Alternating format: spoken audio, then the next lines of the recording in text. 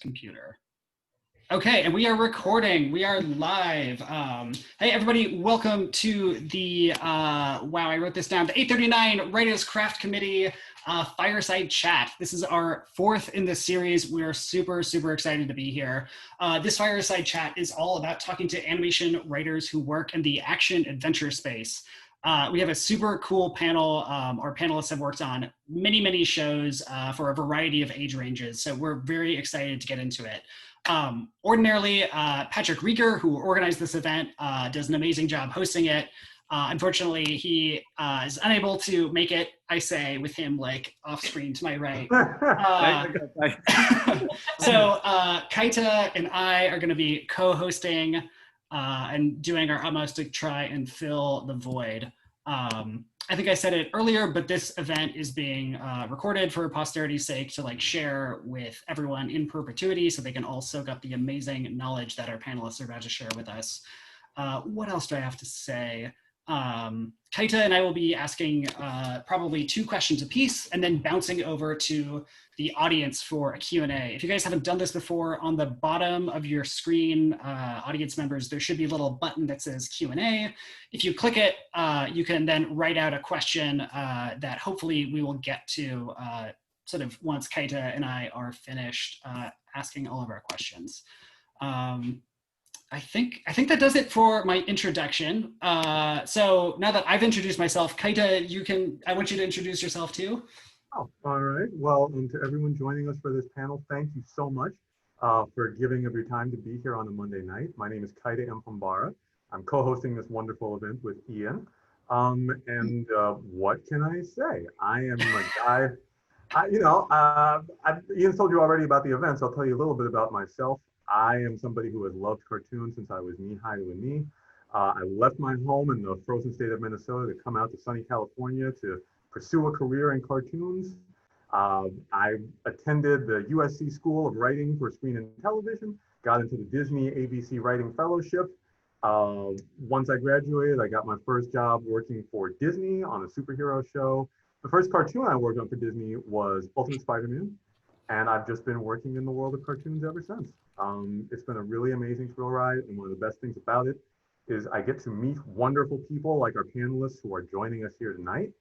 And I'm sure you guys didn't come here to see me, you all came here to see them. So why don't we go down the line and all the panelists can give a brief introduction about themselves and who they are. I don't know who wants to go first. Yeah, I think we might all be looking at ourselves in a different video configuration. Yeah. I'll tell you what then, Marley, since you started off, why don't you give us a little bit about yourself? Sure. Hi, I'm Marley Halpern-Graser. I've been working in animation. I went to film school for TV writing and definitely gravitated towards, well, I went to film school, then I gravitated towards writing, gravitated towards TV writing, and then realized all the pilots I wanted to write were animated. And then I was lucky enough to meet some producers, met Burnett at Warner Brothers Animation. And I was fortunate enough to be able to give him some scripts, and he got me into Warner Brothers Animation, and I've been working there ever since. I worked on some comedy stuff. I've done some Tom and Jerry's and some Scooby-Doo's. I worked on the Mad Cartoon Network show, and I had my own sketch show, Right Now Kapow. But for action adventure, what I've been doing is I was the producer and head writer for Thundercats Roar, which is an action comedy that's been like half released on Cartoon Network. The second half of our season should be coming out soon. And what I'm working on right now is me and the creator of Thundercats Roar, Victor Courtwright, are co-executive producers and showrunners of the Aquaman King of Atlantis sort of mini-series special event that's going to be on HBO Max one day. We're doing 3 44-minute specials, and that's sort of like a PG action-adventure sort of thing inspired by the movies. Wonderful. Okay. Josie, how about yourself? Hi, everyone. I'm Josie. You're going to find out that my resume is a lot like Marley's because I also got my start at Warner Brothers because I got a script in front of Burnett, and he started bringing me in to pitch on every mostly Scooby-Doo at first, but pretty much every IP possible. Sort of in the action adventure realm, I worked on Justice League Action. I've also worked with Laura on She-Ra and the Princesses of Power, all 5 seasons. And most recently, as you'll be able to see from, I'm looking at the wrong way, the Josie's World on the background, I've been the head writer of season 1 and season 2 of Jurassic World Camp Cretaceous. So my background is just torturing teenagers with wars and swords and superheroes and dinosaurs. Yeah. Good background to have. I like it very much. Kendall, how about yourself? Sure. Hi, everyone. I'm Kendall Haney. I went to film school, studied animation, and tried to actually animate for like a week. So then I kind of pivoted and started writing specifically for animation. And after graduation, I worked at DreamWorks Feature for a few years in production management on Kung Fu Panda 3, which is where I learned action, adventure, comedy. And then after DreamWorks, I got my first staff gig on The Lion Guard, joined season 2 and then through season 3. And then I went over to the Rocketeer.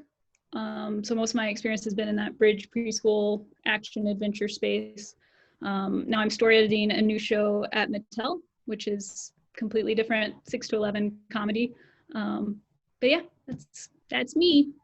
All right. Well, that's wonderful. Very nice. All right, Len, my friend, how about you? My name is Len Ewley. I have been writing animation for 30 some years. And prior to that, 10 years as a precocious sitcom writer. I went to film school at UCLA. I had my first sale when I was a junior there. I wrote an episode of a ABC sitcom that no one remembers called Holmes and Yo-Yo. And then the following year, I created a TV series about the first Black president of the United States. This was, of course, in 1977, so who knew? And then after that, I figured this was going to be easy, rocket to the moon, and 3 years of radio silence transpired thereafter. So, you know, I got a lot of first breaks in sitcom for a few years, and then accidentally became an animation writer. And that is what I've been doing ever since. I went on staff at, after a couple of freelance episodes at Walt Disney TV Animation. And then 5.5 years later, I wasn't there anymore and started doing action adventure. So I went from funny animals to people in long underwear, and I've been bouncing between the two ever since. Preschool, stuff like that. And I too worked with and for Alan Burnett, who apparently has touched all of us in one way or another. He's a dear friend and a wonderful mentor. And it's nice that everybody here has, you know, had one experience or another with people of that quality. Yeah. Right. All right. So I guess now the big question is, Denise, have you ever met Alan Burnett? No, I have not. Broke the screen. All right. No, but that's okay. That's okay. You'd like him, really. Yeah. Great guy. Yeah. I'm sure I would. Yeah. Do you want me to? No, sorry. Okay. Hi, my name is Denise Downer, and I started off in, I went to journalism school, nothing to do with animation at all. And I got out of school and I got a job in, I was a print major, but I got a job in TV news, which was really foreign to me, but I ended up loving it for a while. And then after a few years there, I really wanted to write more creatively, which was my goal in the beginning. So I had worked in Northern California and Pennsylvania, so I moved back to California, and I ended up working in sitcom as a writer's assistant. And then at one point I worked at Klasky Chupo back in the day when Klasky Chupo was was in operation, and that was my first taste of animation, and I loved the environment. I loved the people. It was just a great environment. It was refreshing. Nothing against sitcom, but it was a refreshing change. And so from there, I just worked as a writer's assistant for a while, and eventually, you know, with each job, I got a script to write, and After a while, I had enough, experience in scripts that I was able to get an agent, and I stayed in animation. Right now I'm staffed as an associate story editor on Puppy Dog Pals, which is a comedy adventure. So it's not exactly action, but there's a lot of adventure. I've also worked on everything from preschool to 6 to 11. And I've worked on Marvel's Spider-Man and Black Panther's Quest and DC Superhero Girls. So those are some of the more action adventure type shows. And so that's a bit about me. All right, and I can speak from personal experience, having worked with you on Vault. The animation industry is lucky to have you. So that's the truth. Absolutely. And then last, but definitely not least, Laura, could you tell us a little bit about yourself? Hi guys, I'm Laura. I also did not go to film school. I got a degree in marketing for no particular reason, other than just being lost. But a bunch of my friends did get film degrees, so I sort of followed them out to Los Angeles, and was lucky enough to get an internship and then production jobs at Nickelodeon for quite a few years. So I made my way in through production and got to this is such a lucky thing, but I got to temp for a script coordinator who was on maternity leave. So I temped for her in the writer's room for about 2 months, and that blew my mind. So immediately was like, oh, that's the part I want to do. And so spent a few years working on that and was able to make a jump to be a staff writer on Spirit Riding Free at DreamWorks, which I thought would just be a fun girl and pony show, but turned out to be crazy action adventure with a lot of canyons being blown up and all the natural disasters we could think of. And then worked with Josie on She-Ra, and then worked with Marley on Thundercats and Aquaman, done some DC Superhero Girls, The Hollow. So I've been bopping all over the place the last couple of years. Well, I'm very glad that your travels have brought you here. I'm glad all of your travels have brought you here. This is a phenomenal panel that we've got here tonight. And I know, one of the reasons people tuned in is because, they are just like Ian and myself. They're eager to learn from you guys' experience.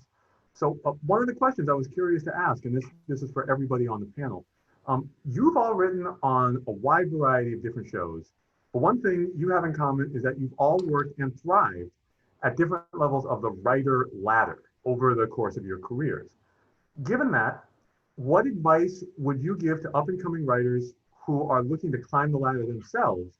What's the best way to get started in animation as a writer, and what's the best way to get promoted to story editor, and then what's the best way to get promoted again to showrunner? And I'm not sure what order. Should we just go down the order you guys answered? You guys gave your introductions in. We'll just start with Marley, I guess. Sure. I mean, my main advice to writers who are just getting started is pretty simple, but it's not easy to do, which is you just need to have a really good sample in the genre that you want to work in. So if you want to work in preschool, you should have a good preschool sample. If you want to work in action, you should have a good action sample, sitcom, what have you.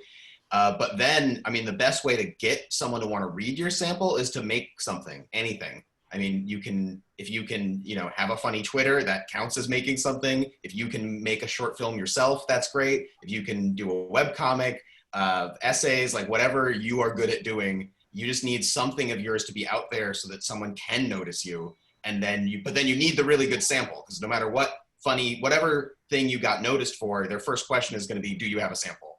And if your answer is yes in 2 weeks, then they know that you're hastily writing it. So it's good to have it already. And I say that because I've done that. I have answered yes in 2 weeks to that question. So don't be like me. I think everybody has, yeah. Yeah, don't be like me. Have a good sample.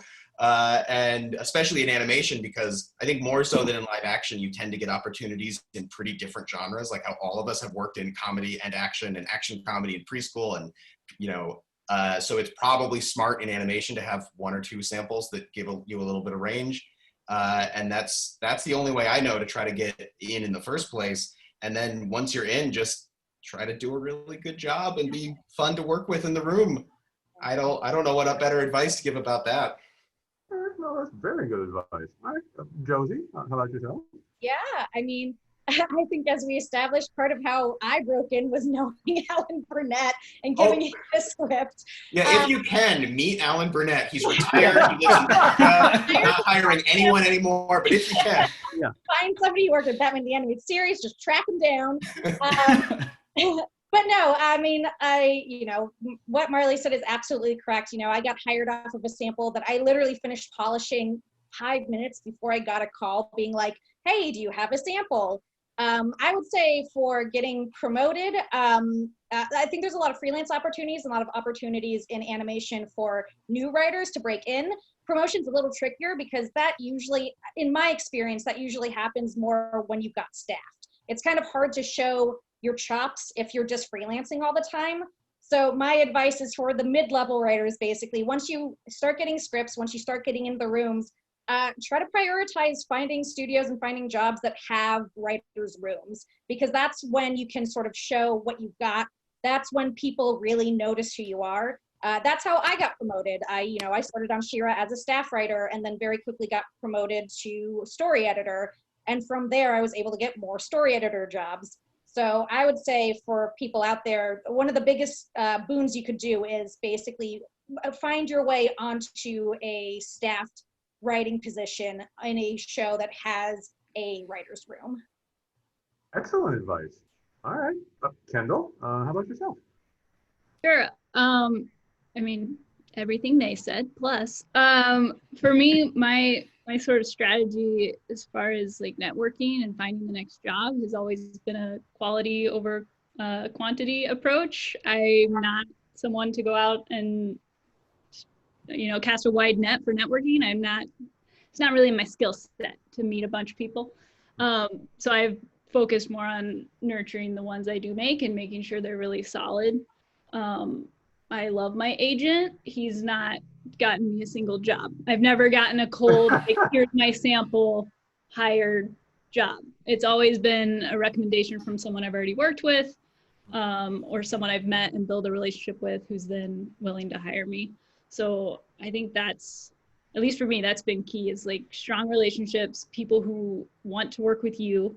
And then as far as like I'm doing my first story editing job, finding someone to promote you into that and take a chance on you for your first time is going to come from a solid relationship. It's not necessarily going to be a random, she had a good sample, and for writers' rooms, like Josie was saying, if you have freelancers, it's like one script, a few phone calls. If you're going to be in a room with someone all day, every day, you also want it to be someone you want to be in a room with all day, every day.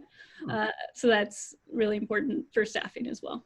Oh, that's very wise. Well, thank you. Good tip.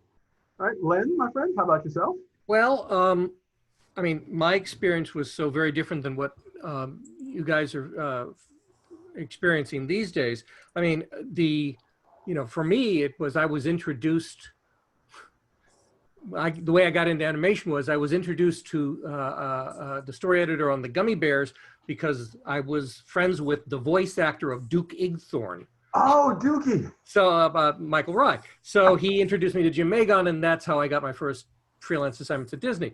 For people today, I think the best way in is to, and not that this is easy, but to find your way into a production coordinator or script coordinator job.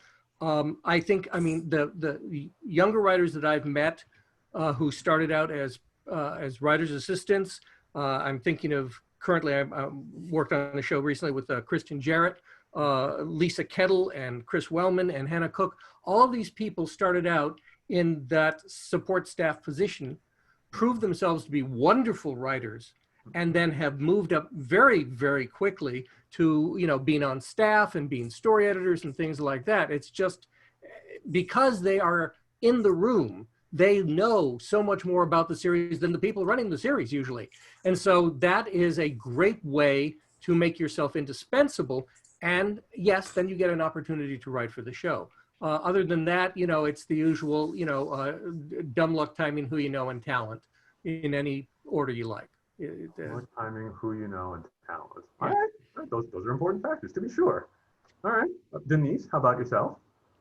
Well, for me, speaking from experience, it was working as a script coordinator on different shows and getting, and with each script coordinator job, I got at least 1 or 2 scripts, so I was able to prove myself that way. And I was also in the room.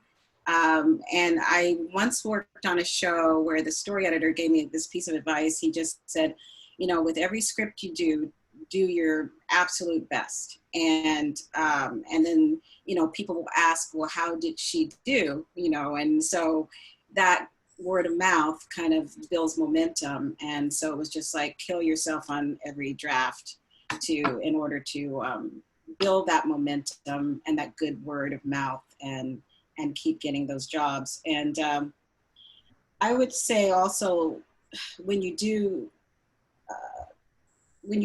get in the room as a freelancer, that is a good time to shine. But also, when you do get staffed, hopefully you can get staffed on a show, and maybe look for this. So where they're known for promoting.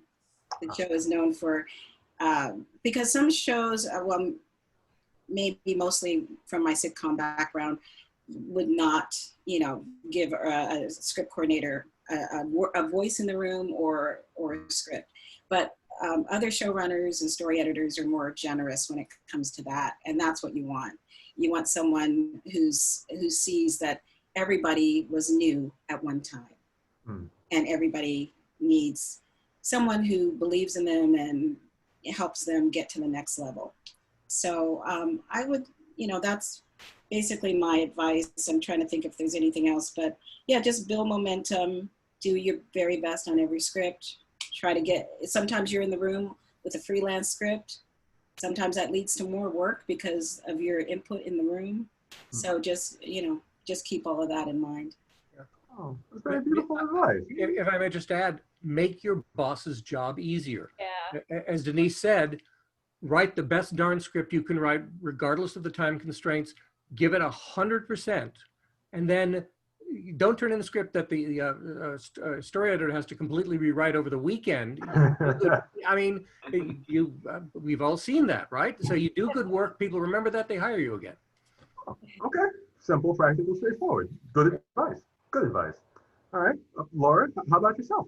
Well, I second or third Len's suggestion of maybe this is, I guess, the wrong audience, because in theory you guys are already in the guild, but starting in production is great. Not only do you learn everything so that you're better equipped to be a manager or a showrunner, but I mean, like, I started as a PA, and 10 years later, everybody I know from that show has like scattered to the winds on dozens of shows, and we all look out for each other and still keep those relationships. So it's pretty important to have them, and hit deadlines if you get opportunities, because that matters more than quality sometimes, honestly. And I don't know what you guys think about this, but recently I've been having good luck with just Twitter. I've a little bit lost faith with the studios or agents of providing people that aren't the people that I already know, who are great people. But sometimes it's nice to be like, you know, is there somebody new out there? And I've had people reach out on Twitter, and it doesn't always work because I'm not on Twitter that often, but like, a lot of us are just hanging out and we want to help other people get into animation because we love it. And I've read some scripts that are amazing, and now they're people that I reach out to if I know of opportunities, and it does work because it's really hard to meet people, especially right now. Very true. Well, thank you, everyone. Those were all wonderful answers. Okay. Yeah, good stuff. Jumping over to a question from me. So many of the shows from our panels today are based on existing material. Camp Cretaceous and The Rocketeer are both inspired by movies that we all know and love, while a ton of the other shows all came from prior TV series in one shape or form. What is really kind of cool that you guys have all done is that each show has found a way to like honor the past material while making something wholly new and original and sort of fantastic in its own right. My question is, when you're approaching interacting with previous material during the creative, what is your approach to interacting with the previous material during the creative process? Any advice to writers who are either pitching on or developing or writing shows based on existing properties? Marley, do you want to go first? Sure.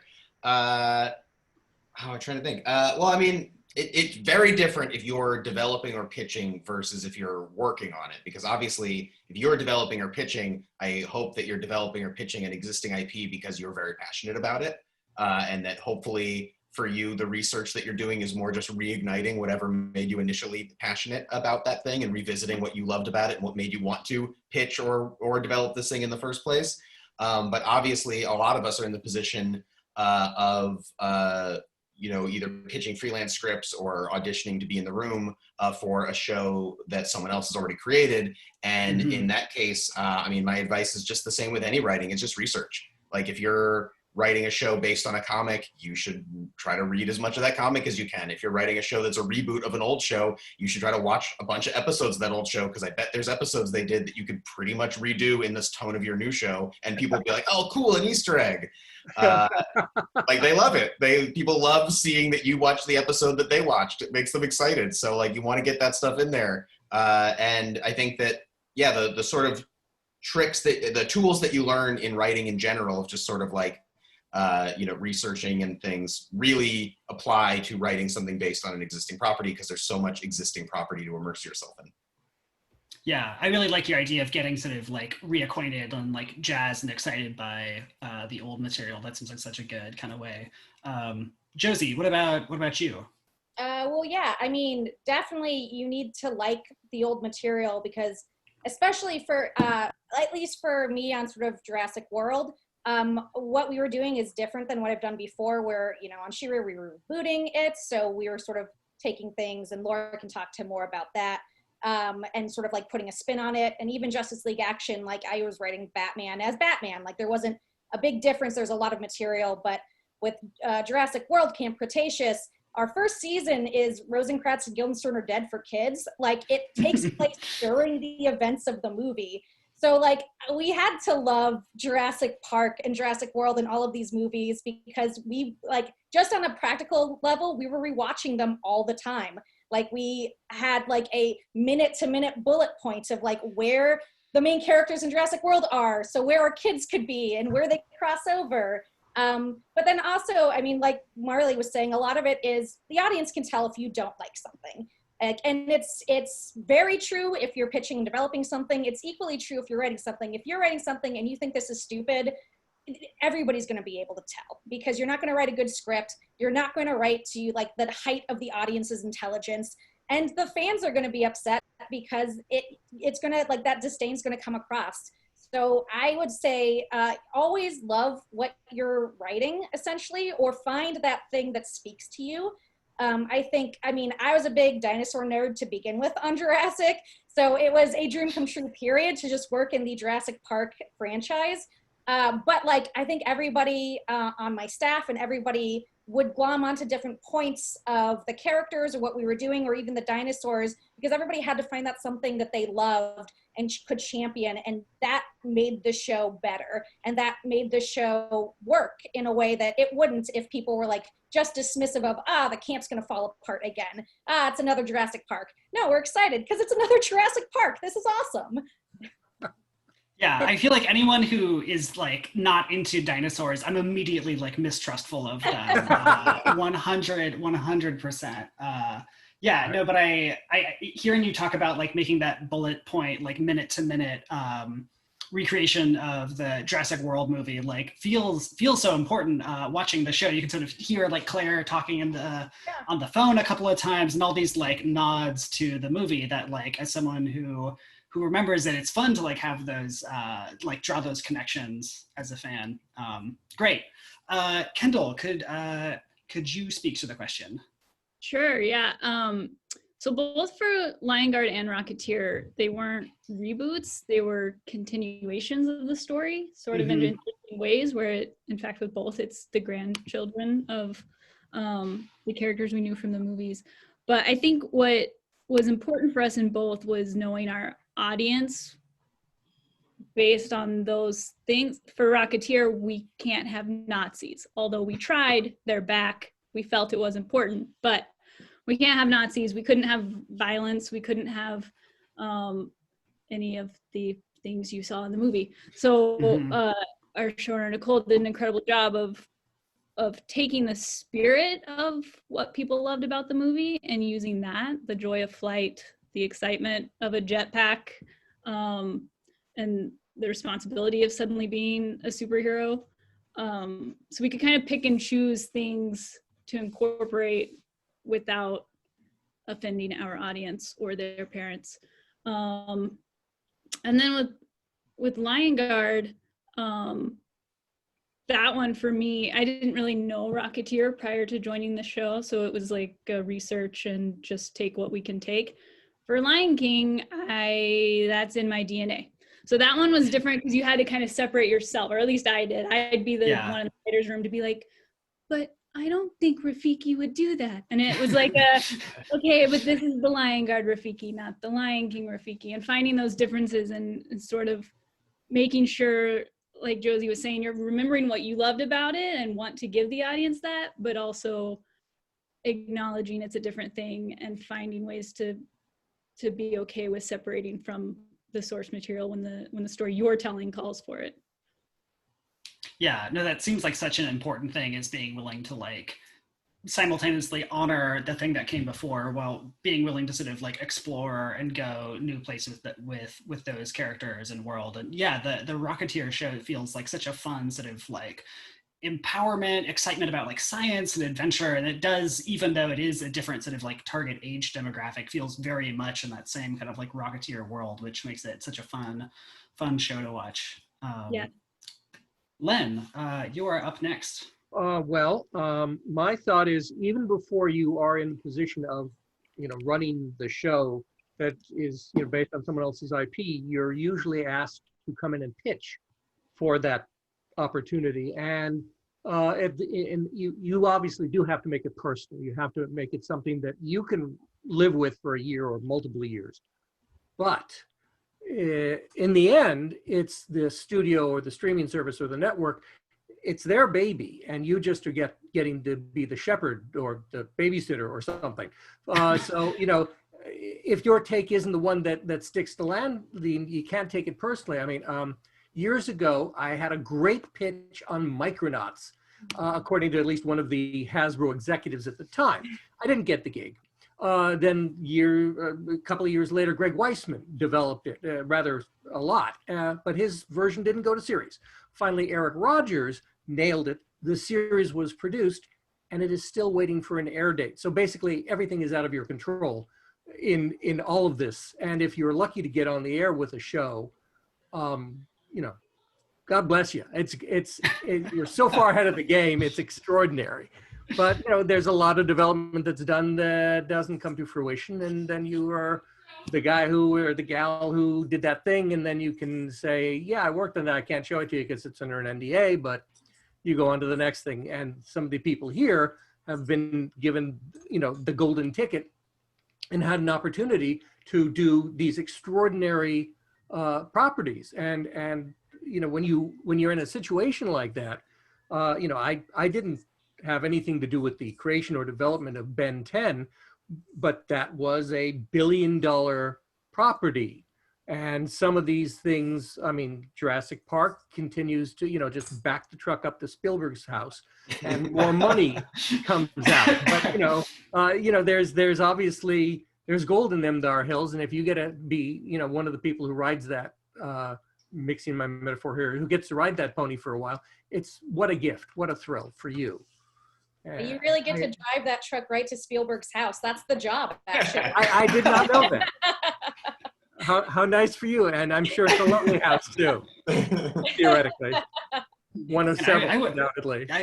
I would love that job. And I like what you're saying sort of about how you'll sort of go up to bat a lot of times, and it's important to like give your best take, pitch your heart out, and sort of like show everything you got, but then being willing to like, all right, didn't happen, didn't go, and sort of like You got pick it a up and free move bottle on. of water. That's nice. Yeah, Yeah. I always describe it as every one of your show pitches is like a baby sea turtle. And each one is beautiful and unique and interesting, and it's probably going to be eaten by a crab or a raccoon or a seagull. They were all, any one of those baby turtles would have been a beautiful sea turtle, but only one or two is going to make it. They're mostly going to get eaten by raccoons. But that's why sea turtles lay a lot of eggs. And so you just have to have a lot of ideas and keep pitching and keep developing and not take it. We're all laying eggs is basically what you're saying. That's nice. Yes. You can't take it too hard when a couple of your baby sea turtles get eaten by things. Get plucked out of the beach by the seagulls. Oh boy. That has yet to happen to me in a meeting where the seagulls like fly in through the window.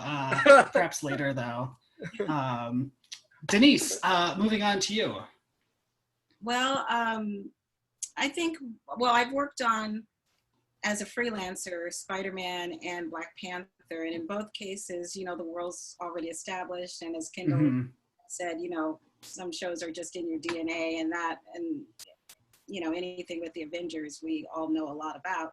So, but there were some new elements to those episodes, and so before going into the room, for instance, with Spider-Man, I did my research because there was a new Iron Man character they were using, Ironheart, and then there was a new Hulk they were using, who was Cho. So I had to read about them and get a good feel for that. As far as Black Panther, there was a new character in there that we were creating in the room. She was the great grandmother of T'Challa, and she was actually the first Black Panther in our story, which was really cool because she was a female. That's so cool. And so there was that creation of her, and then where a pre-existing character or situation came into play was the villain. Which villain are we going to have in this story? And so collectively in the room, we found that villain, which was Morgan Le Fay. And so I find that when you're brought into a room as a freelancer, you don't only have what you know about the characters and the previous the previous property, but you have that collective brain of everybody working together and figuring out how to make this story work with the new ideas, but bringing in some old, elements as well, some previous elements. I won't say old, but previous elements. And so that's how I worked with previous property. I haven't created a show that's been sold and put on the air, but that's how I worked with them as a freelancer. Yeah, that feels like such a fun part of getting to sort of work on existing properties, is getting to sort of reflect something that is true about the character, but then sort of also create this additional fun idea that's sort of yours, but very much in the sort of tonal vein and inspired by the show. I previously worked on the Tales of Arcadia series, which is 3 interconnected series, and it was so fun I started as a PA, worked my way up to being a script coordinator, then a staff writer, and it was fun to get to put in jokes and hot takes on characters and things that I'd sort of developed working on the show prior to then finally as a staff writer get to be I think Toby would say this, and I think Blinky would behave like this. It's a really rewarding and fun thing to go from observer and fan and reader to actually someone who get to play in the sandbox is such a nice feeling. Laura, moving on to you. Sure. Well, in terms of freelancing on IP stuff, I think a big part of it is just flexibility, because you probably will go in with 10 episode ideas and they'll be oh, we're doing all that. And yeah, we've done this one. Yeah, there's no way you would know that, but we've already done all those characters and we actually already are doing this. So it's a lot of just flexibility and just willing to be what do you want me to do? Literally, just tell me the story. And then in terms of, if you get to be on a staff for one of these shows, I've been lucky enough to do that and be the person in the room that hasn't really seen the previous stuff. Like if there's, a ton of material, it's like, I didn't grow up on that. Like I didn't see that. I don't have the same connection. And if the show's willing to take a risk on you, then I think it's important to be that person and be open to like admitting that and having that fresh perspective of like, I have no nostalgia for this. So I think this character's crazy. And like, what if we did this instead, if we're doing this anyway? So I don't think you need to be afraid if you're like able to admit, like, I've seen some of it. I love this concept, what we're doing, a lot of ideas for that. I hope that's okay. Yeah, it feels like I'm not too familiar with the 80s, 70s She-Ra, 80s but She-Ra. oh, which era? It's 80s. 80s. But like it is so fun watching the DreamWorks, your guys' version, that does feel so sort of like current and fresh and exciting. And like every now and again, there'll be like a reference or like an homage to a former character, or like it still takes place in Etheria. It does feel cool that so many sort of like new, exciting ideas from like the writing team got incorporated. So it does feel like this brand fresh new thing, which is super cool. I would say that because there's so many She-Ra came out in like 86, which was the year I was born. Like there's a lot of IP properties that predate you as a writer. So I was also going to say, Laura, I don't know if you remember, but like we would look at Wiki Grayskull all the time. Yeah. So like online, just Google it and you'll be like, what? It sounds awesome. Yeah.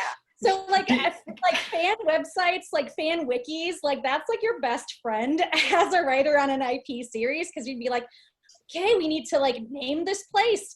Pull up the wiki. Let's see what places they went to. It's pretty fun. Yeah, I did that for DC Superhero Girls too, because that's, I mean, like, what are you gonna do? That's endless, infinite material. Yeah, it's like an extensive like series of universes stacked on top of one another. Yeah. Did you guys ever Google like, okay, what should I like midpoint of season 3 be, and see what the fans did previously? It really didn't help. Yeah, but it is, if you're like, I want to tell this story, and I know I need a character like this or a place like this, it's okay to do research and pull from that. Yeah, and the funny thing is that like the big like kids animation studios, they don't have on hand like Bibles for these things or like catalogs of this stuff. Like when I started working on Scooby-Doo, we had booklets that Hanna-Barbera had put out up to like the 80s, up to Pup Named Scooby-Doo. I could look up anything I needed to know about Scooby-Doo up to Pup Named Scooby-Doo, but nothing after that. None of the DVD, none of the direct-to-videos were recorded, none of the What's New Scooby-Doo. We just had to do that research on our own and hope the fans had been paying attention. And same thing with Thundercats. Like on the Thundercats Roar, we used the fan wiki really extensively to look up characters and when they appeared and how many times they appeared and their relationships. Weirdly enough, the only time I started developing a thing and was handed like all the research I needed was Aquaman. DC Comics, they've got a Bible. They've got if you're gonna pitch on Aquaman, they're like, here's Aquaman, here's his lore, here's his friends, here's his enemies, here's everything they've ever done. Here's Aqua Baby. It was really, really helpful. And also current, because it's for them, it's their comic. So it's like, here's Aquaman as he exists now. Here's the famous storylines. Here's the current storylines. I'm used to doing that kind of research anyway, but it was really cool to actually be handed it for once. Yeah, I can't even imagine like seeing like all possible iterations of like Aquaman throughout the ages and getting the little Aqua Baby too. Oh man, too funny. Kaita, bouncing back over to you. Oh, all right. Well, let me just say, I'd be curious to see their entry on Aquaman versus Jabberjaw, because that was an amazing story. But, outside of that, though, I just want to say I was really impressed with what Laura said about flexibility. And my next question is actually about flexibility. This year, 2020, has presented a lot of people with a lot of problems they never expected to face. And just in order to give some encouragement to anybody out there who may be listening, I wanted to ask you all, over the course of your career, what's the biggest obstacle you ever faced, something that came out of nowhere and knocked you off the path of where you were trying to go, and how did you overcome that obstacle and get back on the path and achieve success? And, since we've got an order, I guess, set up at this point, Marley, how about starting with you? Oh boy, I'll just be super honest. Why not? The biggest obstacle I've encountered has been corporate sort of reshuffling, changing the direction that your studio wants to take and the goals that your studio has. I've been in a situation, I mean, the biggest one, which is not a secret, is I was also a producer on Yabba Dabba Dinosaurs, which was like a sitcom kids reimagining of Flintstones. And we had 5211s ordered. We were gonna be on Boomerang. And then halfway, we had pretty much made 26 episodes. We had written all 52. We had written all 52. We had pretty much produced the first 26. And then they told us, you're not making any more. You're only going to make 26. You're not going to air on Boomerang in like the fall like we thought. We don't know when you're going to air. And we still haven't. Yabba Dabba Dinosaurs has not been released in America. And we only got to make half of our initial order. And I mean, I don't even have to say if the show is good or not because it doesn't matter. No one had seen it yet. Like maybe the show would have done well or bad, but that's not why the reshuffling happened. Like the reshuffling was just larger. We have different plans for the company now. And so that's definitely the biggest obstacle I've encountered. And the only way I'm sort of in the process of overcoming it. And the only thing I can say is try to roll with the punches and figure out what the new corporate strategy is and pitch something that fits that. And so that's what we did. And so that's why I'm doing this Aquaman sort of mini series now. It's like a totally different format. We're doing 344s instead of, 11s or 22s, trying to fit in with what the current direction of the companies are.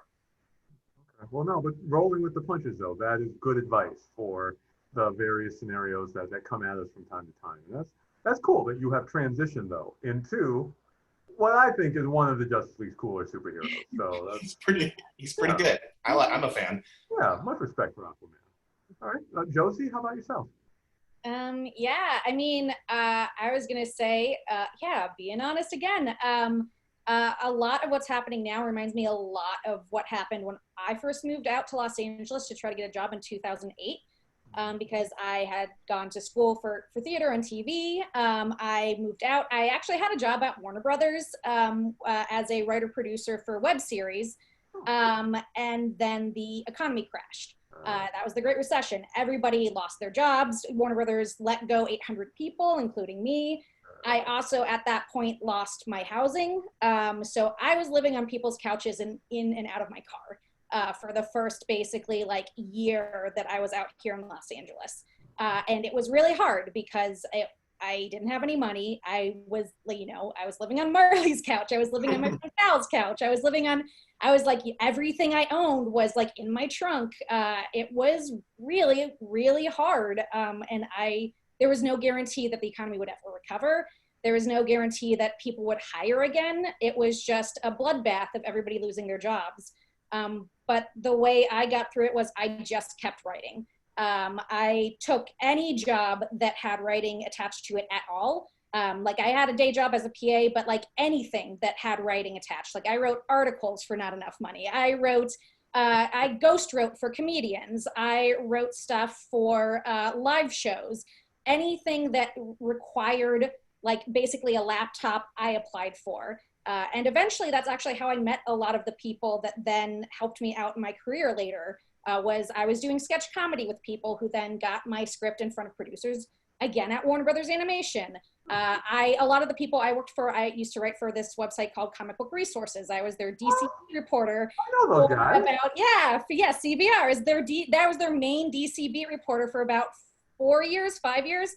And since then, I've worked on DC properties or pitched DC properties, and I'm pitching to people I used to work with. So I think the biggest thing is it's hard and it's easy to say don't give up, but like I've been where I think a lot of people are. Just keep writing, even if it's not in TV. Anything attached to the industry, eventually, if you just keep going, your talent will like win out, and you will get back in. That's wonderful advice, Josie. Thank you very much. The power of persistence. Yes. That's very good. All right. Kendall, how about yourself? I have a similar, not the trunks and couches story, but the just persistent story as far as like pushing through. My first freelance was on the Lion Guard, and afterwards it was 2 years before I got any other writing, anything. And I was still at DreamWorks at the time as a production coordinator, but I was trying to get other freelance. I was trying to get script coordinator jobs, writer's assistant jobs. I interviewed for tons, didn't get any. So for me, it was both like, oh, was it just a one-time thing? Cool. And then it was also, how do I double down in my current situation to make sure I'm still learning everything I can and working towards that? So as a story coordinator at DreamWorks, that meant, you know, not just taking the notes in the edit sessions, but asking the questions. Why are we cutting this sequence like this? Why is a panda doing kung fu? Just trying to use the position I was in while I was waiting for my next writing thing to hopefully benefit my writing when it. Okay, so wherever you find yourself, always try and, you know, use that to learn about the business, new knowledge, new skills. Always do what you can to try and grow and just take in information from wherever. Yeah. That's great advice. Okay. Len, how about yourself? Well, gosh, well, as I mentioned, you know, I thought it was going to be easy. I was wrong. When I started out, I worked for a long time getting things optioned and opportunities to write, a lot of first steps. It got very stressful and challenging, and there came a point where I ended up, you know, writing industrials and corporate productions. So I was doing musicals and I was doing funny videos, but I was doing them for the wonder and the glory of International Widget, you know. But it was great training. It was wonderful training. That's actually where I learned to be a professional writer, because I was working on, you know, for almost no money, working on time under extraordinary time constraints and keeping the customer happy. So by the time I ended up accidentally getting into animation, I was actually pretty good at the job, and I, you know, continued to work. But, you know, I guess the bottom line is, every day is the first day of school. There's no such thing as a smooth career path that I'm aware of. I certainly haven't seen it. There have been ups and downs. I mean, I've done, you know, there have been years when I've been doing dozens of episodes for series and things like that. And then there are times when it's one and done. And then, I mean, 5 years ago, there came a point where I never thought I'd work again. But I was wrong, and I still got work, and new things happened. And now, you know, I mean, all in, I've probably written a couple of hundred episodes, more than a couple hundred episodes, and I've won some awards. And I did my first video game this year, so, you know, an old dog learning new tricks and things like that.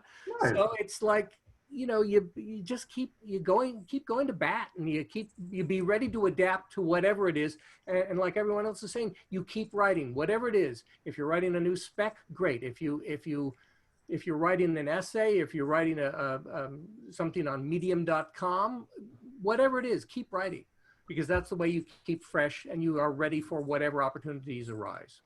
I like that. Every day is the first day of school. Always be ready to adapt. That is okay. And it's also good if you have a uranium mine in your backyard, because that gets you through slow times. If you just got, you know, if you need to sell some uranium, make some quick cash on the side.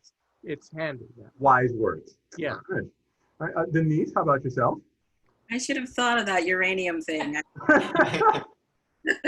Outside the box. That's location, you know. Yes. Where we happen to move. Well, I was working in the animation studio at animation department at Maker Studios a while back, and we were bought by Disney, and our animation studio was fired, along with other departments, or we were laid off, and and that happened at a point when I was just making inroads into the writing area of that studio, because I had been working as a script coordinator for them, and then I was moving into the writer's room, and we were working on a show that was for YouTube, and then we all got laid off. So it was felt like a real setback, but I ended up I just, you know, as everyone says, keep writing. I just kept writing and trying to improve my samples. And I always knew I had something to fall back on, so that helped. And then from there, I went and worked as a script supervisor for a feature film, feature animation film. And it was Angry Birds that I was looking for. And then while I was there, I got, someone contacted me about another script coordinator job, but this one was back in television animation. And so I was very much interested in moving back to television animation.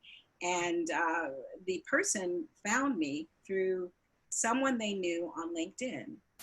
So LinkedIn sometimes does work. So that's how they found me, and they just said, "Are you available?" And so we talked, and then I ended up moving over to that studio, which Kaita, you probably are aware of. Dream East? Dream East. I see. Okay. And then from Dream East, I worked as a script coordinator again, but I proved myself during that season, that first season, they made me a co-story editor. So, you know, I think it was just, so I was where I wanted to be. And from there, things just have been getting better. But I think it was just not taking my eye off the ball. It was great to have something to fall back on so that I could keep moving forward. And so I guess that's my advice. I know that some people believe in don't have anything to fall back on, because then you just keep going forward, and you just, you know, that way you can't fail if you just, you know, that's the only option. But I believe in just having that little thing in the background. Maybe you're not going to rely on it, but it's there, so it takes some of the stress and pressure off. If there's something else that you love, you know, that you can do while you continue to work on writing and networking, and those are the things I kept doing. It just so happened the person who contacted me on LinkedIn, I actually had met him a long time ago, and so he found someone who remembered me, and Talking full circle. Yeah. So have a fallback position, and also though, you never know where help is going to come from. Yes. It may come from an unexpected direction, but it may end up really benefiting you and working in your favor. Yes, exactly. Okay. Yes. Very wise. All right. Well, Laura, how about yourself? I don't have a specific breaking point, but a very familiar pain is, I think, if you're lucky as a writer in animation, you get brought in to do a bunch of development stuff, because a lot of the people pitching are artists and have these awesome ideas but need help building them out. So I've been lucky enough to get to work on a lot of that, and it's just this endless wave of pain. You have to do the work, you have to get so involved and so excited about the idea, and you build out your life, and you're like, when this show gets picked up, this is how it's going to be, and I can't wait for this. And it's so hard, not just because most things don't go, which is of course Statistics. Yeah. but there's just this really specific pain about like having this project that you believe in so much, and you think, you know, that like people need this and want this, and it's just this one person that's just like, I don't care. And like the frustration of being like, why did you buy this sports anime if you've never seen sports anime and don't want sports anime? And every time we turn it in, you're like, what is this? And it's just such a deep rage that you just have to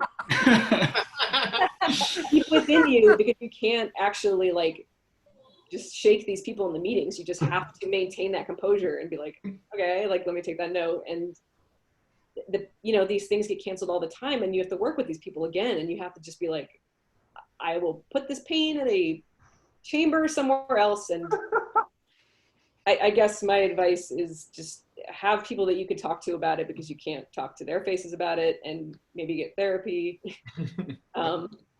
I thought I was all good with everything, but as I'm talking about it, I'm feeling that not in my stomach. So like, it's an ongoing process. group therapy.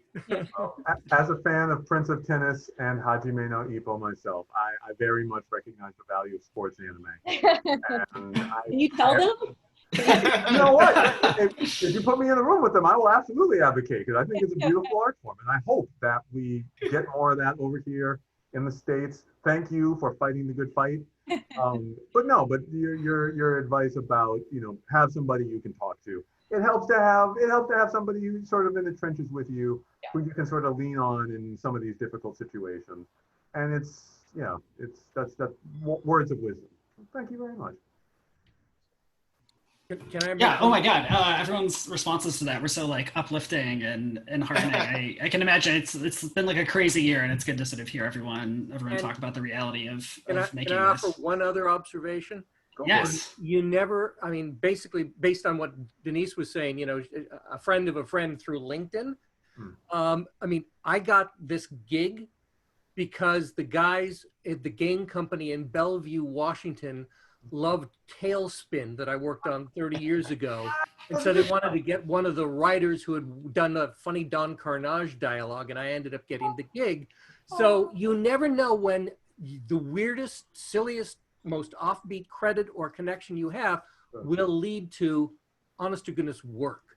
So, it's really good to work whenever you can, wherever you can, and, keep working for nice people. That also helps.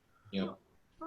Excellent. Thank you. And Tailspin was awesome, by the way. So I had nothing to do with it except I wrote some episodes. I didn't create this show. That was Megan and Zaslow. But anyway, we digress. Good. You were saying? Sorry. Oh yeah, I was just going to say to all of our lovely attendees, I'm going to ask one more question, but then after that, we would love to bounce over to you, the audience's questions. You can submit a question. I think down like the bottom of your Zoom screen, there should be a little like Q&A button that you can type your question in, because Kaita and I certainly don't have all the best questions. We'd love to hear what you guys have to say as well. That being said, though, I do have one final question, which is I've got a theory that like a lot of audiences, when thinking about like an action and slash adventure series, they're initially drawn to like the fun world and like the magic and like the hijinks and the heists, all that stuff. But what really sort of keeps people coming back and what keeps audiences sort of like invested is the characters that exist in these spaces. And my question is sort of, how do you, what's your approach when sort of creating characters that sometimes exist in these like larger than life, monster filled, magic, crazy town worlds? And do you have any like particular like success stories or things that you have learned along the way to impart to our audience? Marley, I will start with you. Yeah, I don't know. One thing about because I've mostly leaned more on the action comedy side, and one nice thing about that is that the characters, especially in like 6 to 11 kids comedy, it's almost a plus if they're a little one-dimensional, as long as it's a really fun one dimension. Like you need them to all like balance each other out and like play off each other well, but it's almost a good thing if they're always going to react the same way, because then it's easy to know what they're going to do. So I would say that aside from just what I just said being my advice for a very comedic action adventure show, I think in the Aquaman show, which I can't talk that much about because nothing's really been released about it, but for that, it's supposed to be sort of inspired by the movie while not being like a direct adaptation of the movie. And so it was a lot of like looking at specifically the movie versions of the characters and then thinking, what is our sort of like heightened comedic, a little more kid friendly, but mostly just animation friendly, and sort of what's going to best help for our story, and just tweaking them so that they're a new version of the character. Like this is a new, like it's not comic Aquaman, it's not live action Aquaman, it's this third Aquaman, but we wanted you to be able to tell we kind of started with the movie and not the comic, if that makes sense. And just sort of thinking about like, there's been different versions of these characters, and how do we best synthesize the different elements to create our new version has been my approach. And we'll find out if it was a success in like 2022 when this show was released.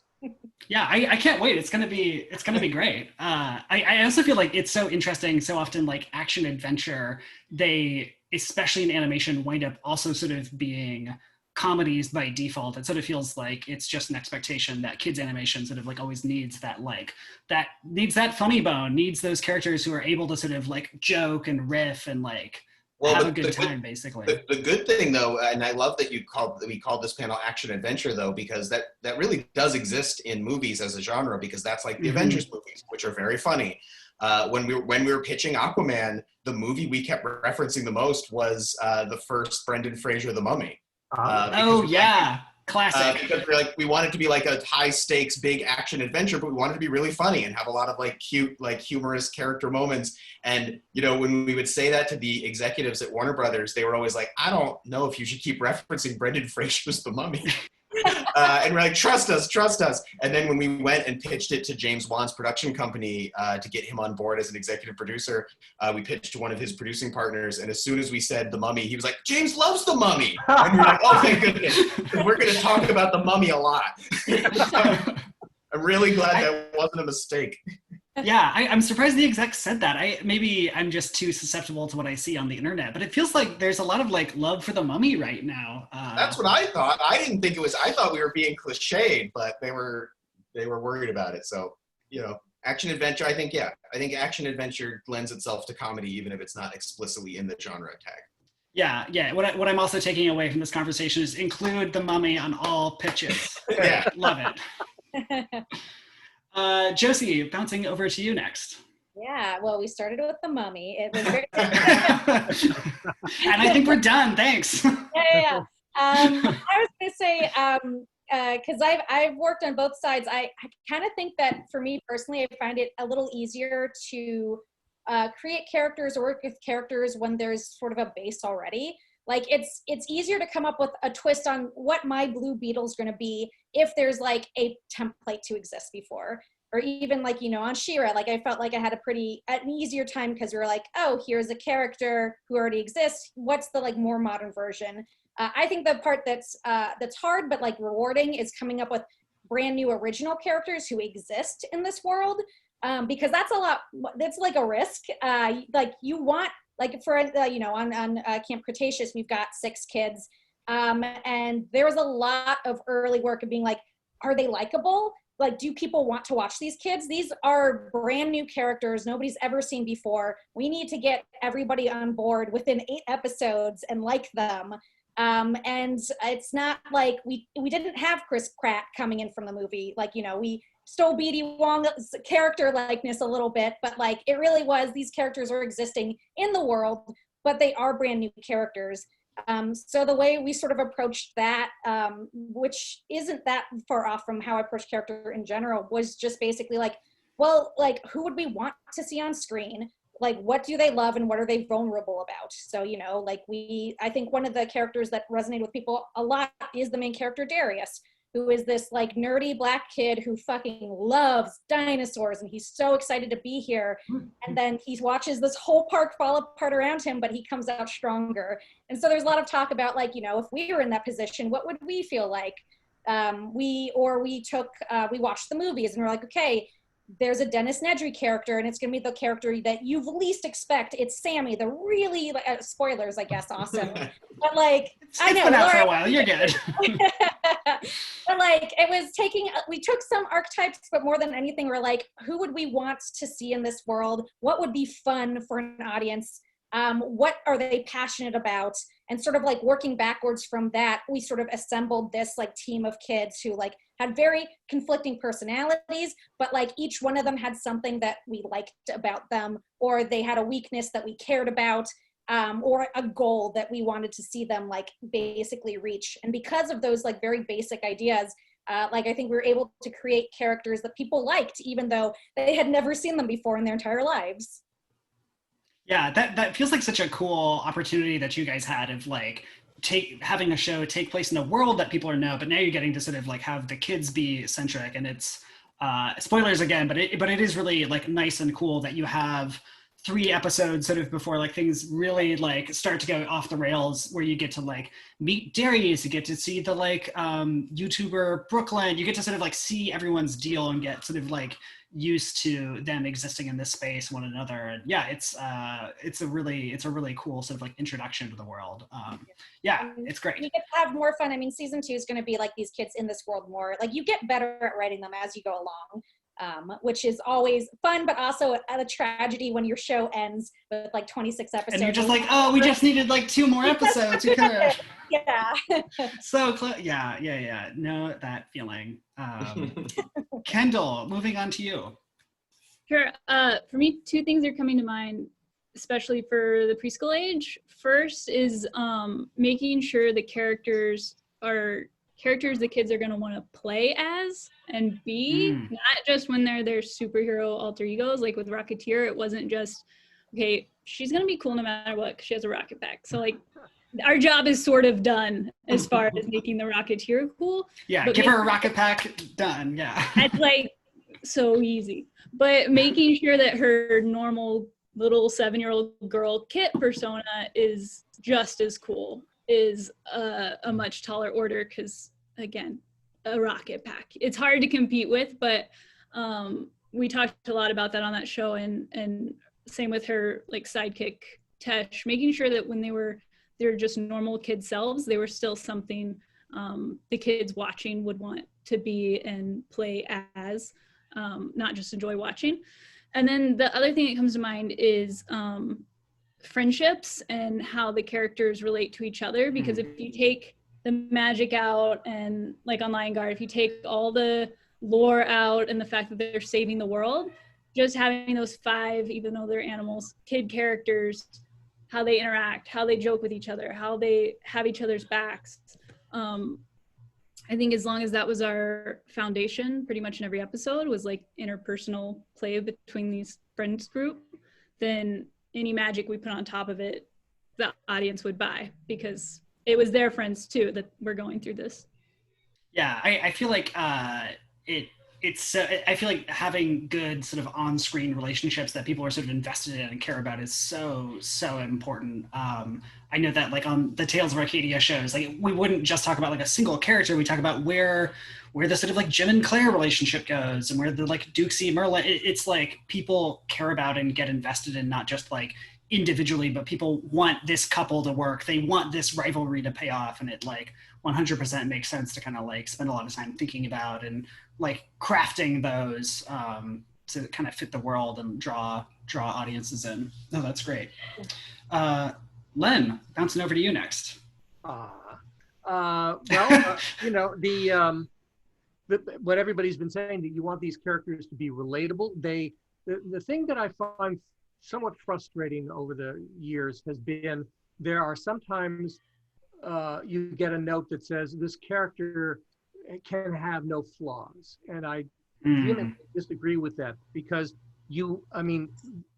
we're all writing about the human condition, and there's no perfect person that I'm aware of, and so you have to have a character who's got depth and complexity. I mean, Ben Tennyson was selfish and self-centered, and everybody wanted to have this thing and wanted to be like Ben.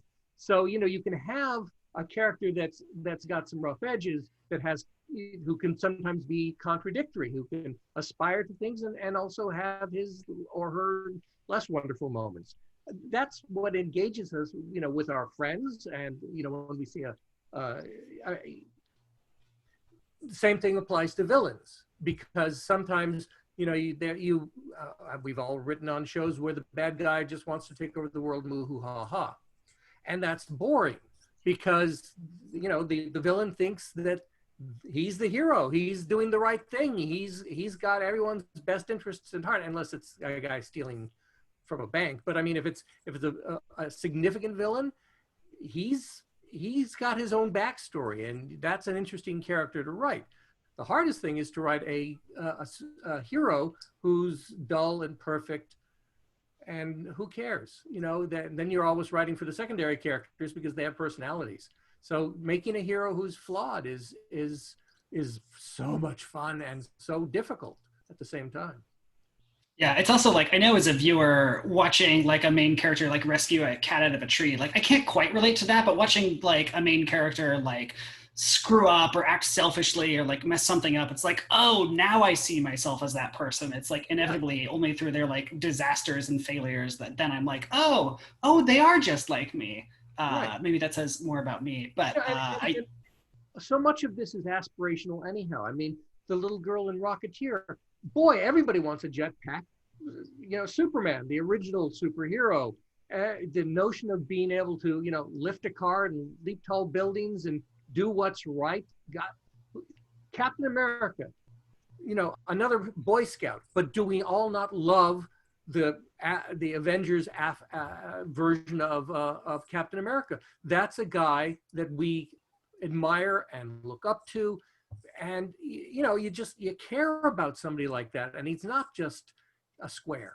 You know, that's great writing to make a character who could be so cardboard, so real, and so admirable. What a run that was, boy. And they also had a good actor and some fabulous writers, but you know, I digress. Yeah, I feel like I always loved that he feels so like grossly like a man out of time, who's always sort of like feels like an alien in whatever situation that he's in, that like the social norms are so different, and like, oh my God, that I can see that woman's ankle, like, does she know? all that stuff I think is so, yeah, fantastic character. Yeah. Yeah, that's great. Denise, moving on to you. Okay, well, I was thinking about this preschool space that I'm working in currently, and I'm working on Puppy Dog Pals, and the show is very aspirational. And these puppies, they travel the world in trying to fulfill their missions to make the humans in their lives happy, or make the other pets in their lives happy. And so as they go along, I came into the show, of course, with the characters established, but I'm working with the staff and the showrunner on the new season, and we've introduced even more new characters into the show without giving anything away. And you know, and their characters are established in the Bible, but we're also finding them as we write the scripts. We're finding their voices. So, and that's really fun, you know, and you want to be able to, when you create a character, you want to be able to find the dialogue that fits that character and have it happen organically from the situation. And if you can just interchange dialogue, then you might have to tweak it a bit to make it work for a particular character, because I've had to do that in a script, like, okay, I've got to condense this script. Okay, maybe instead of this character saying this, maybe these two, instead of having these two characters say something, I'll have one character say it, but they've got to say it in their way. So then that has to be rewritten. Also, as the puppies go along, you know, we create these guest characters every episode that kind of help them in their adventures. And, but they have to help them in an entertaining way. It has to be fun, but they are actually just helpers in this situation. So they could be brought back in another story, which has happened, or they could just be a one-off character. But because it might be a squirrel, you know, we can use a squirrel in another episode that might not be the same character, just kind of, you know, change it up a bit. And then when I was working on Black Panther, we created Yamandi. She was the female Black Panther, and she had to go toe-to-toe with a young Thor. And so she had to be opposite Thor for the conflict to work. And so Thor, of course, is just goofy, and no, I don't know if goofy is the right word. He's like braggadocious and loud, and he kind of, you know, doesn't really take responsibility very seriously. And she, on the other hand, was very serious about what she was doing. And so they clashed. And I think that's where we found her character, and how do these two clash. And they started off as being, you know, not really adversaries, but not working together. And then they ended working together, and they ended as friends. And I think he kind of developed a crush on her. But to be explored. But it was that was a really fun one to do because we got to create basically the lead character in that episode. So Yeah, I actually watched that episode yesterday, and it was so fun. And I feel like her character really like comes to life when interacting with Thor, because she's very like by the book and very sort of like proper and has a certain way of doing things. And it's really fun when you get to like put characters with the like absolute last person you'd want to see them with. Oftentimes it sort of like magnifies and like shows those differences in really cool ways, that it's not just enough to like envision this character and how they are. You really have to like do the homework and figure out like, okay, what situation, what environment, who am I putting them up with, that really sort of like amplifies and can show that fun side of them. yes, yeah, that was great. Yeah, no, that's really cool. For a while, I also, to like force myself to write characters differently, would like highlight different characters as different color to be like, oh, it's a yellow line, it's this person. Oh, it's a purple line, it's this person. But I digress. Laura, moving on to you. I don't know if I have any specific advice more than what's been said, but I just more of a don't discount character in action. Even if you're writing just a straight action and it's not that funny, or like, you know, a really adventure one, like none of it really matters unless you care about the character. And as soon as you care, then it like everything matters. So never, I would just, that's the most important part of any action show. We just watched The Mummy 2 last night. And it's so good, but a lot of it is also the same as the first one, but we care so much because you're like, now they have a kid. He's a dad. Like, what's he like as a dad? Then like you're just watching this family unit go through these crazy adventures, but I'm like, I don't care about any of this shit. Like, let me just see the dad talk to the kid. So don't slack on that part of it. Yeah, it definitely feels like emotional stakes, I think, like are the most important stakes. It's like I don't care about like the bomb under the table. Like I want to know about this like date that's going on. Like that's the more interesting thing. Yeah. That like even if it is ostensibly like action adventure, you're right. People are still sort of showing up and invested in the characters more than anything. But that's sort of like the big driving thing. Great, fantastic. You guys have all done a fantastic job. So should we jump over to some audience-related questions? I believe we should. And it's interesting, actually, because you were talking about characters, and I think our first question is from an attendee named Crystal, who, you know, actually sort of expounding on that. She says, since a lot of action shows tend to be ensemble shows, how do you balance individual character moments between 2 to 3 characters versus having the whole gang together? And I just, I don't know, to change it up, let's do reverse. I'll do reverse. Laura, you do it. Let's start with you, and we'll work over just to get crazy. Yeah, Kaita, would it actually be good? Maybe we just like popcorn it so we can get to a few more of these questions, maybe. Oh, okay, sure. Trick is you send them on separate missions. Yeah. And they can't be all together because they have separate missions to go on. A plot and B plot. A plot and B plot. But no, I mean that is the most fun part. I think is sometimes it's hard to choose because you're like, oh, this character would be so funny with this character, but also they'd be so great with this character and these characters I want to kiss. So like, often story will just call for something specific, but I think that is really fun. Just like trying to pick like who would really like rile this person up on this, like what are the relationships we haven't seen, like you know, Thor and Hulk, give them a whole road trip movie, like what's that? Would have known, like that's amazing. So that's half the fun of having that many characters, is getting to try all those different vibes. Different combinations. Animation, of course, you know, the limitations of the budget, you can't show 10 characters on the screen and you can't service them all and give them all equal dialogue and all that sort of thing. So you have to split them up. Otherwise, madness for the production and you know, for the voice track and everything else. So yeah, you're doing the production a service by having 2 or 3 of the characters off on a mission. I think too, it's picking, when you're writing an episode episode, you have to pick who you're following. Like, who is going to be the point of view, who's going to have the goal. And I think a lot of it comes out of that, of just like, okay, we know that even if this is technically the plot, like we know this main character has this goal, and like this person's opposed to it. So like a lot of it comes naturally out of just going, who has like the goal, who has the thing that's going to take them through. And it's not always plot. Like sometimes, you know, one of my favorite episodes of She-Ra that Laura actually wrote was the Scorpia episode, where we get her backstory. And like her goal is basically for somebody to be her friend.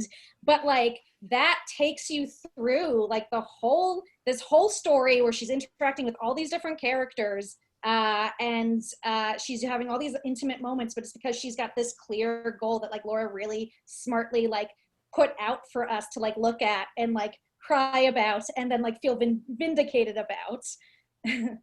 Oh, very cool. Very cool. All right, keeping track. Definitely on 'cause Thundercats Roar was also 11 minutes. So we couldn't really do a full A and B plot every episode. And so what we sort of settled into on that one, because it's a lot, you know, there's 5 Thundercats, and then the mutants are 4 villains, then there's Mumbara, the mutants and the mutants and Mumbara aren't even really on the same side all the time. So really it's 3 groups of people. And so what we sort of settled into is you just make a choice. Like some episodes are all the Thundercats and all the mutants all together. Some episodes are, this is really just Lion-O and Tigra. Some episodes are, this is really just Lion-O. And what we usually would do is that when we would do that, because you still want everyone in there, is that if the episode was just focusing on Lion-O or just focusing on Cheetara, we'd basically give all the other Thundercats one point of view about what was happening. So Cheetara would have a unique point of view. This is Cheetara's story. All the other Thundercats are basically reacting the same way. So they could be a group of 4 or 5 people over here all going, no, don't do it. While Cheetara goes, I'm gonna do it. And that's a way to have all the characters in there, but not muddle your only 11-minute story.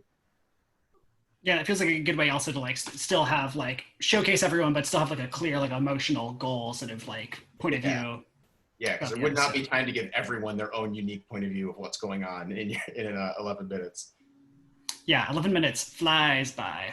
That's only one of the secrets too, is even though it's half the script, 11 minutes are so much harder than 22. Yeah. Another more not emotional character reasoning, but just practical like fight choreography, especially on Lion Guard, because we had so many characters. I think the record was like 40 animals in a fight. Whoa. So, yeah. So you could get overwhelmed very quickly. And so it was looking at all of that and sort of splitting the characters up based on their skills. So instead of like, you know, these two would annoy each other, it's more like, okay, the cheetah's really fast, the hippo's really strong, we could do something with that. And sort of using that as your organizer. I do actually, talking about like economics of animated fight scenes, I can pass on some advice from one of our best directors, because we had given this director a string of really difficult episodes. So we tried to write him an easy one. We were like, okay, it's just the Thundercats. They stay at home. The whole thing takes place in their living area. It'll be fine. And then we found out that that didn't help, because like figuring out what 5 people are all doing in one room with a ceiling is pretty tough blocking wise. No. And so I asked him, I was like, okay, if we really wanted to write you an easy one, what is the easiest thing to board? And he said, 2 characters fighting outside in a field. Oh. So if you really want to give the artists a break, 2 characters in a field is the easiest thing for them to do. I'll also say, when you're writing a script, when you're writing the action scene, look back at what you've written and see if you can track the characters. Because if you've lost somebody while you've written it, like, then you're never going to see that character again. Like, if you, the person writing it, can't figure out where, you know, She-Ra is at this moment, the board artists aren't going to be able to do that either. And that also kind of economizes who you're seeing, of just being like, okay, I have to track people. That means there's going to be these 3 people, and they're going to be doing exactly this thing, and then they're moving on. I know on Puppy Dog, one of the things that we do is we have a lot of characters, but we find reasons why maybe only a few go on the adventure and the others stay behind. So we always make sure that that's understood, and then that way we don't have to have them all on the adventure together, you know, and we're able to service them with having them all have their points of view and and they're just and their take in just the way they partake in the episode and the story.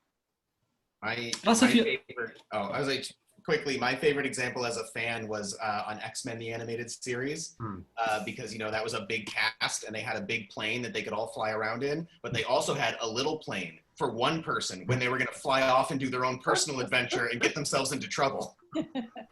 And like every time someone flew off in that little plane, they would just wind up in so much trouble. It was like they shouldn't have the plane. Just asking for problems. Don't let Gambit fly away on his own. Don't give him the option. But that was a good way to get a character off doing their own adventure. And it was fun when Gambit did that because he had to go back to his old gang in Louisiana and then Rogue chased after him, and that's when you found out, they really do love each other, and it was romantic. But yeah, he had to go face down his assassin ex-fiance. Yeah, that was a good episode. Okay, sorry. Doesn't everyone really? Yeah.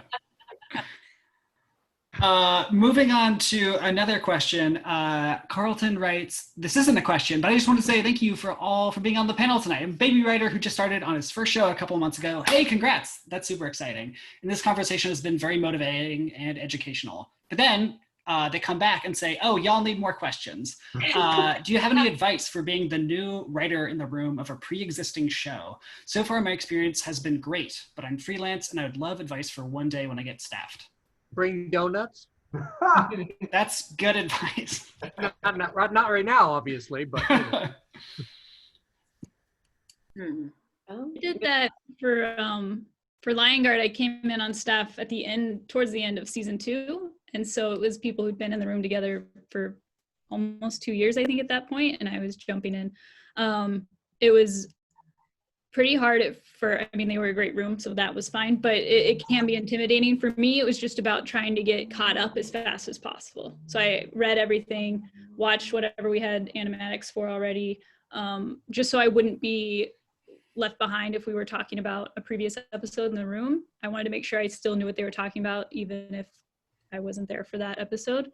And then I also asked a lot of questions, and that made them know right away that I wanted to be caught up and be a part of everything, and worked out.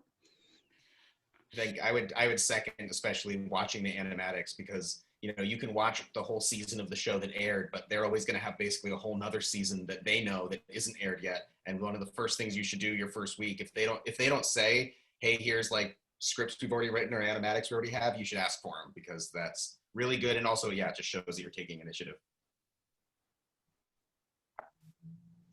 Be nice. Yeah, I was just say same advice for any of the writers in the room, but like, be nice, be kind. Don't. It's really hard on Zoom not to interrupt, but try to practice your good room skills so that you're not busting in there. I would also say, besides everything everybody else has said, is just be a really good listener in the room, so you know what track the story is on that everyone's breaking, and that you can jump in and pitch at the right moment, and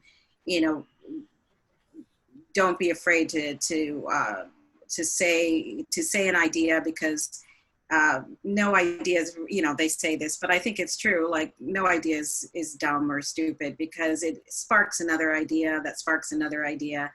And so you don't want to just be the one in the room talking all the time, but you want to be able to, if you have something to contribute, you want to listen so that you know that you have something to contribute and you can jump in with that. And what's the old thing that they do in improv? Yes, and. Don't knock down somebody else's idea. Don't say, oh, your second act just doesn't work for me. Especially if you're just coming in. That probably is a good protocol, especially when you're talking to the showrunner. But, it's the kind of thing where you have to be helpful again.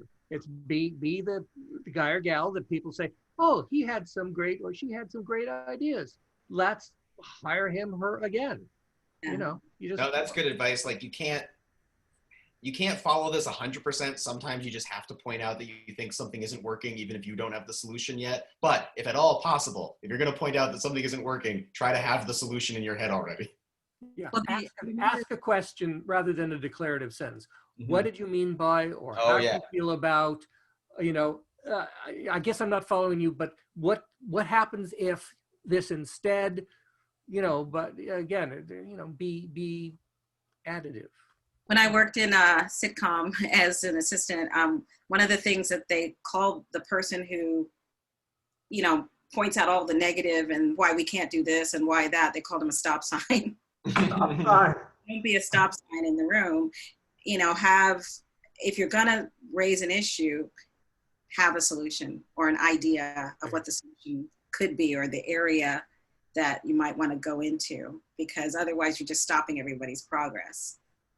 And even if the solution doesn't turn out to be right, if everybody does that, then everyone just keeps coming up with their new idea for a solution round and round until finally you get to the one that does work. And then everyone feels like they all work together.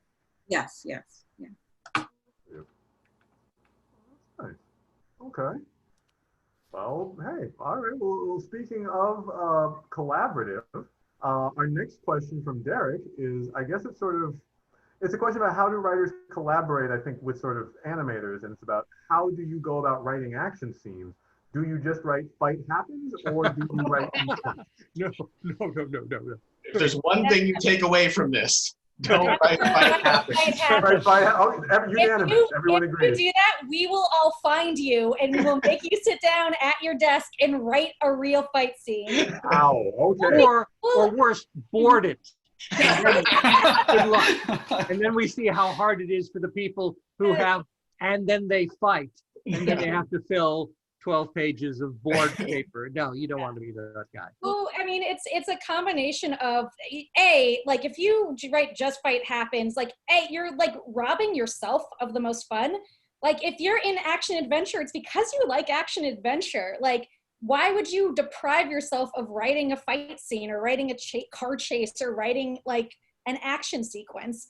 And then, yeah, like everybody's saying, when you give the script to the board artist, like there's always going to be changes, but like what you want is for your action scene to at the very least be a springboard for them where they have such a limited amount of time, and boarding is so much work. You don't want to add more work to their pile, because not only is that terrible for your coworkers, but like also the episode doesn't come out as good. Like you want to give them a firm foundation that they can then go off of and plus and add things. Like the coolest stuff that happens is because you've written something solid and then they've added to it. Like one of my favorite episodes that we did in this first season of Jurassic World is episode 7, when they're on the monorail and they're getting attacked by pterodactyls, and the way that they're trying to get these pterodactyls to stop attacking them is like shine lights in one direction to like get them to attack one spot. And that was really, it was collaborative, but like we spent a lot of time in the room basically being like, okay, how many train cars is this? How many people is this? Let's track everybody, because we think this is going to be really cool. But like, if we can't convey what we're seeing, then nobody's going to pick that up. And if you're on staff, one of the things that I've done before is bring the artist into the room, which is, again, one of the ways we've gotten some of the really cool like action sequences we've got on Jurassic, on She-Ra, of just like, this is what we're thinking, this is what we're writing, but like we're able to like bring in people's ideas of like, oh, visually, it would be way more interesting if the pterodactyl shears through and grabs Ben and runs out the other way. Like that was like an artist note. And we're like, yeah, that's sick, man. Let's do that. So yeah, always like work with your artists and find that happy medium between, like you don't need to write every single bit, but like you do need to write the main idea and mainly what's happening. And also, like, if you just write fights happens, you're not going to have any chance to discover for yourself little character moments and like dialogue moments and quips that would naturally happen once you start thinking through the fight. Like, obviously, board artists usually on most shows, board artists can pepper some of that stuff in themselves, but you want to take a shot at it because it's fun. Yeah, and also the action or the fight scene, it tells a story. And it continues the story. So that's the way to look at it. That's why you can't just write fight happens, because how does this fight lead to the next moment that the characters are going through? What are the reasons for them to be fighting? What motivates your lead and your antagonist to be in that situation. I mean, that's character stuff, and why just put that aside? I mean, it's an opportunity.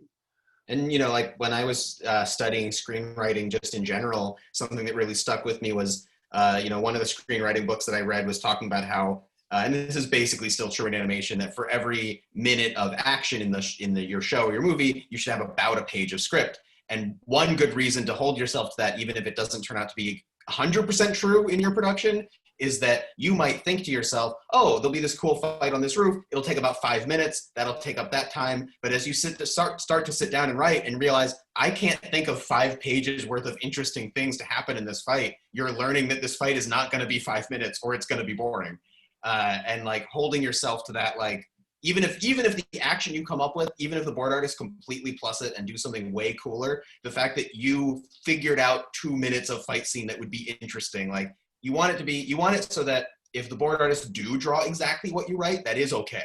Like, you want it to work, and then hopefully they'll make it way better than that. Yeah, that's their job.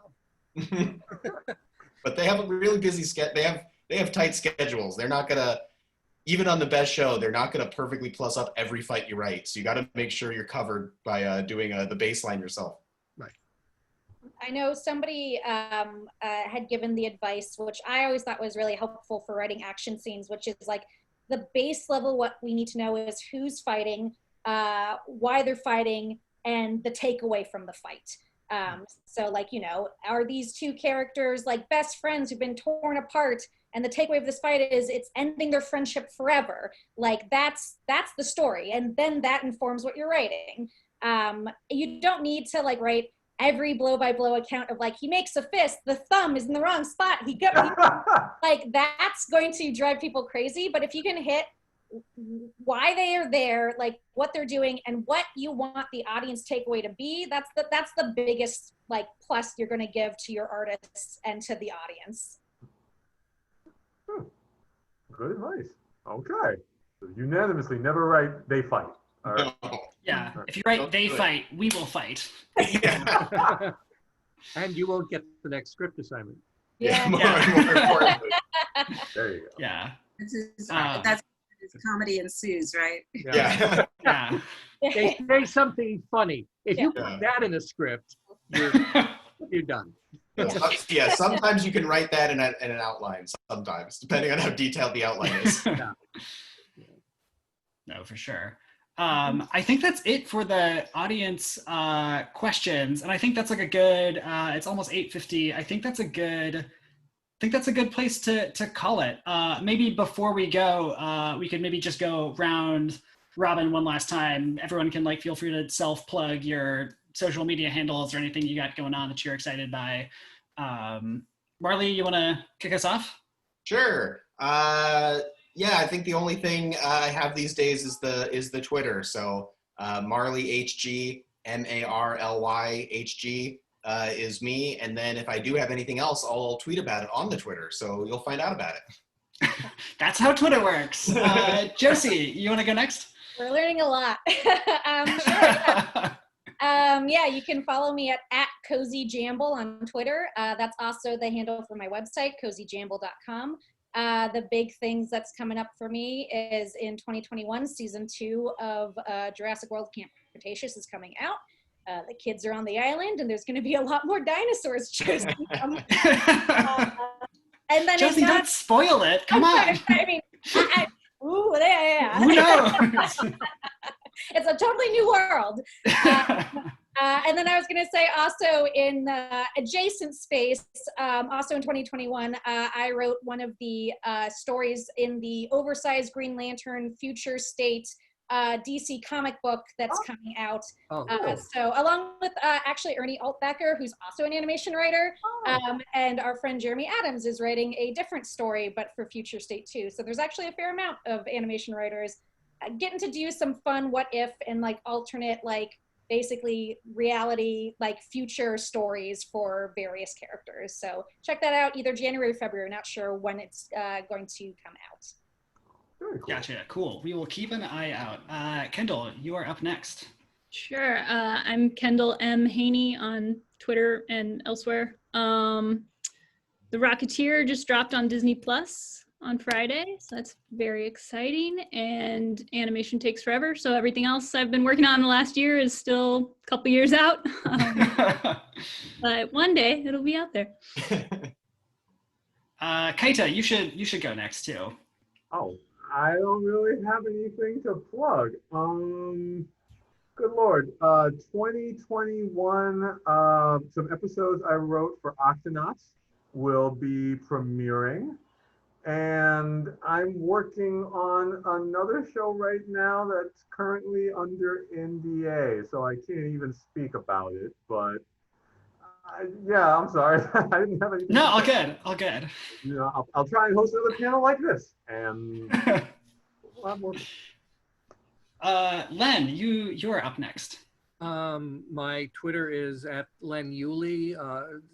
Doesn't sound anything like it's spelled, Lenuhley. I worked, Kendall and I worked on a show which we can't talk about. But it's going to be great when we can. It's so much fun, but that's again one of those things that we'll see, you know, in the midterm elections or something like that. So I did 4 of those, which was great, and the game is out now. It's went out in July. They just began their 2nd season, which included Dee Bradley Baker, of whom many of you know as a voice of one of the characters, and Kari Walgreen is a voice, and a lot of other familiar voice actors are in this thing. I'm working on a couple of spec projects, one of which is a situation comedy. I went back and tried another pop at live action. It's a sitcom set in a struggling animation studio, right? What you know. Someday, somewhere, somehow, maybe I'll get that made. And outside of that, over to whomever. I think Denise is up next. Okay, my Twitter is at Denise Downer, very straightforward. And I'm working on, of course, Puppy Dog Pals, which it's the 5th season. We currently finished airing the 3rd season on Disney Plus. I believe it's on Disney Plus. No, I think only the first 2 seasons are on Disney Plus. But anyway, so besides that, I'm also looking forward to seeing Stillwater, which is another show I worked on. It's preschool based on these really incredible books. And that should be coming out at the beginning of next year. And also Mighty Express, which has already come out. And that's on, I believe that's on Netflix. I get so confused about all these things, but all the streaming services, yeah. But it's a train show for preschool as well, with lots of adventure. Very cool. And last up, Laura. Twitter's at Laura Sreebny. I don't look at it very often for my own sanity, but that's probably healthy, honestly. I've been feeling great. But 10 questions, I will try and look at it once in a while. And yeah, everything I'm working on will be in like 2 years, but I did some stuff for Marley. Yeah. Like just look at his Twitter page, I guess. Laura, you know what? I don't have definite dates, but Laura's Thundercats episodes may air very soon. So keep an eye out. Keep an eye out for Thundercats Roar popping back up on Cartoon Network, because there'll be some Laura episodes in there, and I think it'll be soon, but you never know. I would also like to see them. Yeah. I'll definitely let Laura know on her Twitter. She'll check it. Yeah, and hopefully then she'll look at it. Yeah. Great. And I'm Ian Rickett. I think all the stuff, NDAs, can't really talk much, but I'm on Twitter at Ian Rickett. Yeah, but I think that is it for our panel. Thank you one and all for coming. You guys have all been great. Thank you. Thank you, everybody. And thank you to all the guests who tuned in. And I hope you got as much out of this panel as we did hosting it. It was an absolute blast having all these people with such a wide range of experiences talk about, some real knowledge about what it takes to really do good work in this business. And we are honored to have you. So if this was at all in person, this would be when I would be like saying out the applaud and or whatever. for whatever, you guys all deserve applause. You were all wonderful. Thank you very much. Yeah. Thank you both for being our hosts. This was a lot of fun. It really was. Oh, thank you. Thank you. Yeah, This was my really first time great. hosting. Very nervous about it. Really, really great job. And thank you to the audience. It feels weird. We'd be so much more aware of you being there if we were all in the same room. Yes, and thank you to the people who wrote in questions. Yeah. All great questions. And now you'll never make the fight happens thing. You've been saved. Hopefully. All right, I'm gonna stop the recording so we can all proceed to swear immediately afterwards.